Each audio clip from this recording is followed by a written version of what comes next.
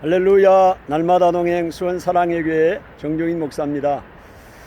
오늘 말라기서를 보면 하나님께서 내게로 돌아오라 말씀합니다. 말라기의 상황을 보면 유다가 바벨론의 포로로 잡혀갔다가 이제 돌아온 지가 1세기가 지났습니다. 그들은 하나님을 예배하는 일을 이제 경홀히 여겼고 또 형식적인 희생 제사를 지내고 있었고 마지못해 하나님 앞에 제물을 드리고 또 제사를 드리는 그런 삶을 살았습니다. 마치 그러한 모습이 우리나라에 복음이 들어온 지 100여 년이 지난 상황 가운데 우리나라의 모습과 너무 흡사하다는 생각을 하게 됩니다. 또 오늘 우리의 영적인 상황들과 또 너무나 흡사하다는 생각을 갖게 되는데요. 바벨론에서 돌아온 이스라엘 백성들의 그 모습을 보면 그들은 이렇게 이야기합니다. 하나님께서 우리를 사랑하지 않는다고 이야기를 합니다.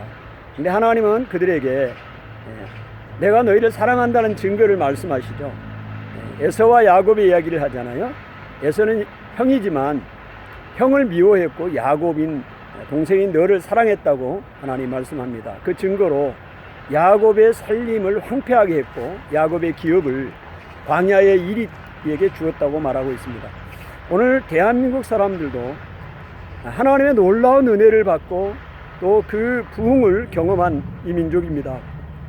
그러면서 지금 사람들은 이야기합니다. 하나님을 예배하는 일을 싫어합니다. 경홀히 여깁니다. 마지못해 희생 제사를 드리고 예배를 드리는 그런 민족이 되었죠. 그러면서 이야기합니다. 하나님이 우리를 사랑하지 않는다고 이야기합니다. 그러나 한번 생각해 보세요. 오늘 북한과 남한을 한번 생각해 봅니다. 북한은 복음이 먼저 들어갔습니다. 동양의 예루살렘이라 할 정도로 평양에 놀라운 부흥이 일어났던 것이죠. 그런데 지금 북한의 상황은 어떻습니까? 하나님께서 북한의 그 살림을 황폐하게 했습니다. 그리고 그들의 기업을 광야 이리 때에 넘겨줬습니다. 하나님께서 복음이 들어간 입장으로 상황으로 보면 형인 북한보다 남한, 동생인 남한을 대한민국을 그렇게 사랑했습니다. 이것이 하나님이 우리를 사랑했다는 증거죠. 그럼에도 불구하고 사람들은 오늘 하나님께서 우리를 사랑하지 않았다고 그렇게 말하고 있죠. 그러면서 이스라엘 백성들이 하는 말은 하나님 앞에 예배하는 것이 헛것이다. 하나님을 경외하고 하나님 앞에 제물을 드리는 것이 얼마나 번거롭고 귀찮은 것인가. 하나님 앞에 예배하자 할 때 콧 웃음을 칩니다. 그렇게 살아갑니다. 오늘 이 대한민국 사람들도 우리들도 마찬가지 아닙니까? 많은 사람들이 하나님의 그 큰 은혜를 경험했음에도 불구하고 하나님을 예배하는 것은 헛것이다. 교만한 사람을 하나님이 기뻐하시고 세상적인 성공만 하면 억압과 착취와 어떤 방법을 해서 성공을 하면 그것이 하나님이 주신 복이라고 생각하지 않나요?